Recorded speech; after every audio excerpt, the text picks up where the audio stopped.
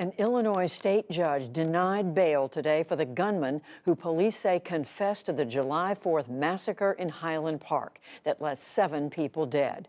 Authorities revealed that the gunman considered starting another shooting spree in Madison, Wisconsin, where he drove while he was avoiding police in Illinois.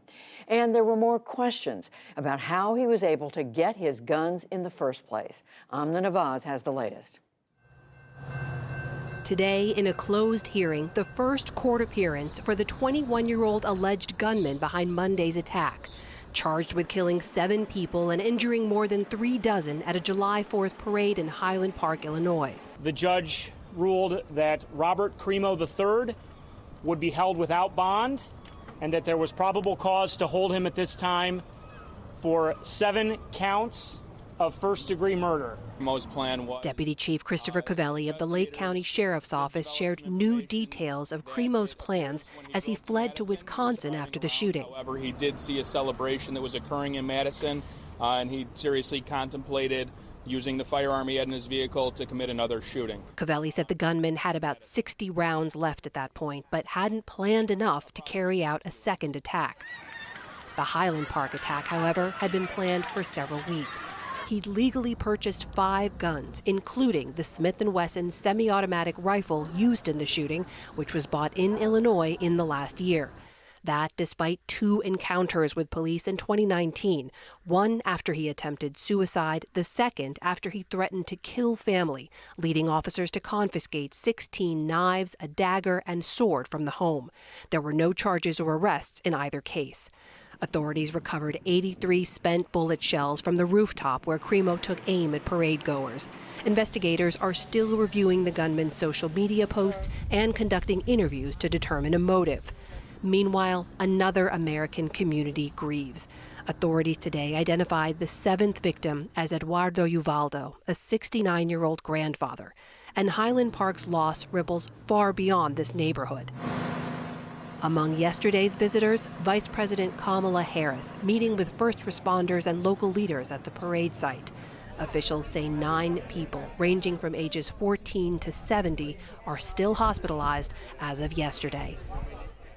Let's focus now on some of the questions being raised about how the gunman was able to obtain weapons after those 2019 incidents and what red flag laws can and cannot do.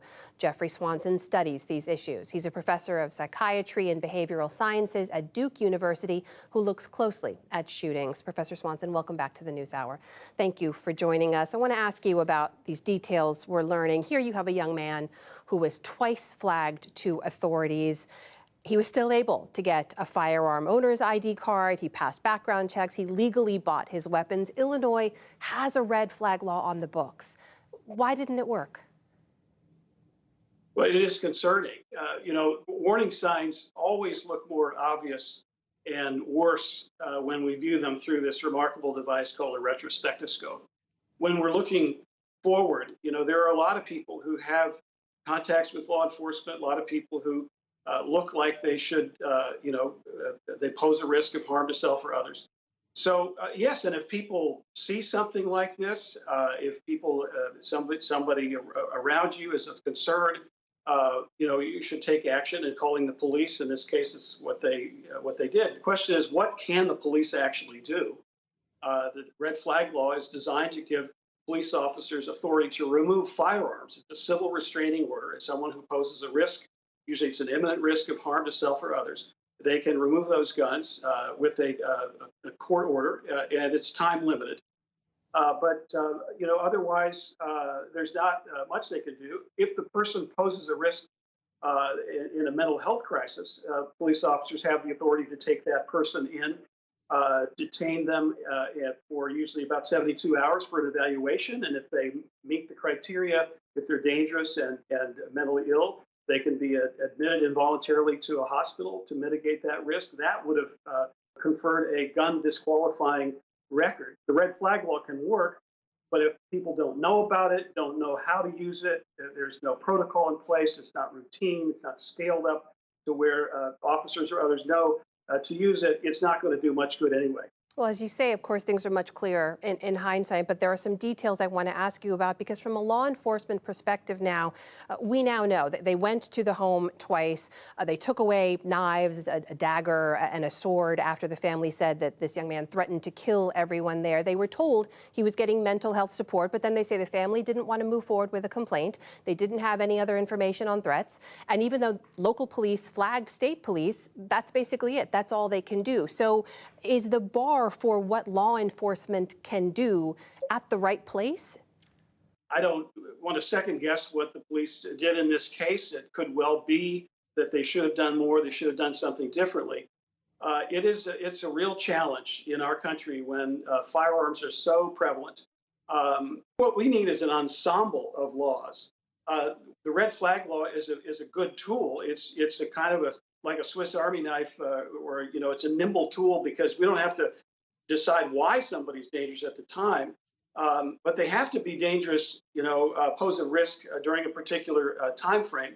Red flag laws would work better if we had universal background checks, if we did something about, the illegal gun market in this country and the fact that young people or anybody for that matter can buy a weapon of war that is designed to kill multiple people in a very short period of time with minimal physical effort. So this is a real puzzle. Red flag laws, I still maintain, are a very important tool if people know about them and if they are widely used. We have evidence from Connecticut and Indiana, the first two states that enacted similar laws, that for every 10 to 20 of these legal actions, one life is saved by averting a suicide. That's what many of them are used for. And we have emerging evidence to show that in many cases in California and in other states, a significant proportion of these are used when there is a threat of a mass shooting. We don't know in every case that it would have happened without this, but we do know that if these are used in a timely way, it's going to remove a key element in one of these horrible incidents. Other countries have troubled young men who are inclined to hurt people or saying scary things on social media. They don't have this problem that we have, where there's this very deviant cultural script that's almost uniquely American that people follow. But a key element in that is this access to very lethal weapons. That is Professor Jeffrey Swanson of Duke University joining us tonight. Professor Swanson, thank you for joining us again. Thank you for having me.